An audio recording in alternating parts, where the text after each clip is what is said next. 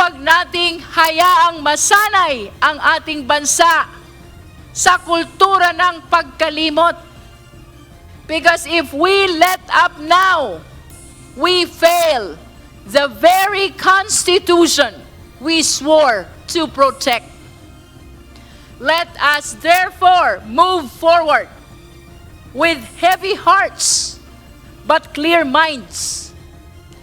If the Vice President is guilty, let the truth convict her. If she is innocent, let the process clear her. Pinagtibay ang House Justice Committee report at resolusyong nagtatalaga ng articles of impeachment laban kay Vice President Sara Duterte sa pamamagitan ng unanimous vote ng 55 miyembro ng House panel araw ng Lunes, May 4.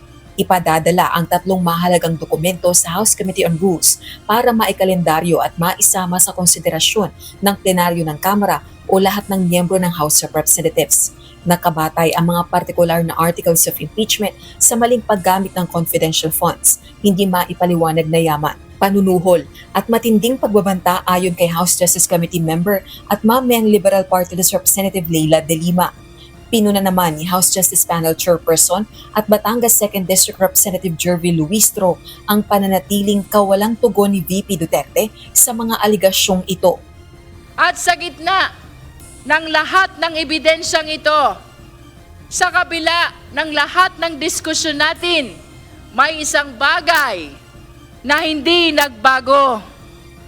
Ang upuan, ang bakanteng upuan. Sa bawat ebidensya, walang direktang sagot. Sa bawat tanong, walang paliwanag. Ayon naman kay Representative De Lima, kahit isa lang sa 4 na articles of impeachment ang mapatunayan sa Senate Impeachment Court, sapat para makonvict si VP Sara. Pag makarating na po ito sa Senado at magkaroon na ng trial at during the judgment ng mga judges of the impeachment court, kahit isa lang pong article ang maapo nila at ma-convict si VP Sara, that should be enough to really convict her and then to remove her from office and to permanently disqualify her to hold further public office. Pinabulaanan naman ni House Justice Panel member at Bicol Cerro Party List Representative Terry Riton ang ulat na nabawasan ng bilang ng mga sumusuporta sa impeachment ni VP Duterte sa Kamara.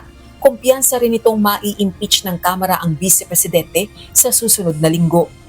You're expecting the Vice President to be impeached next week. So yung 106 is all but certain. Hindi bababa sa 1/3 ng kabuang bilang na 318 House members ang kinakailangang suporta para maiakyat ang articles of impeachment laban kay Vice President Duterte sa Senado para sa isang paglilitis. Si House Speaker at Isabela 6th District Representative Faustino Boji III kinilala ang hakbang ng House Justice Committee sa isang talumpati sa unang araw ng balik sesyon sa plenaryo ng Kamara. Nananawagan din ito laban sa mga nagpapakalat ng fake news, bagaman walang binanggit kung may kinalaman ito sa issue ng impeachment. Kaya para sa mga nagtatanim ng pagdududa sa isip ng taong bayan, nakikiusap po kami na itigil nyo na ang pagpakakalat ng fake news dahil hindi ito nakakatulong sa pagresolba sa mga problema ng ating bayan. Sa bawat desisyon, iisa lang ang aming gabay, ang aming pananagutan sa inyo at sa buong bayan.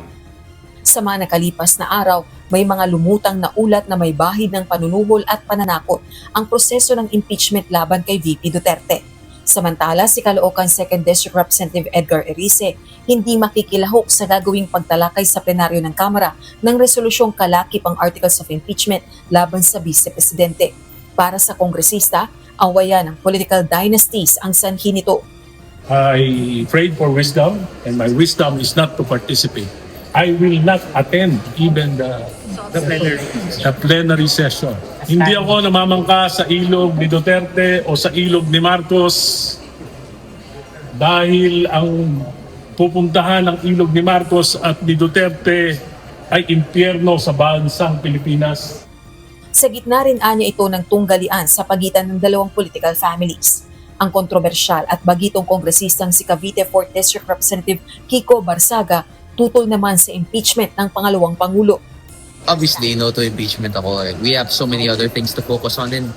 Dagdag pa ng bagong miyembro ng partidong PDP laban, pag-aaksaya rin umano ng Kaban ng Bayan ang impeachment process. Rosalie Coz, UNTV News and Rescue. Diyos ang aming sandigan, serbisyo publiko ang aming pinahahalagahan.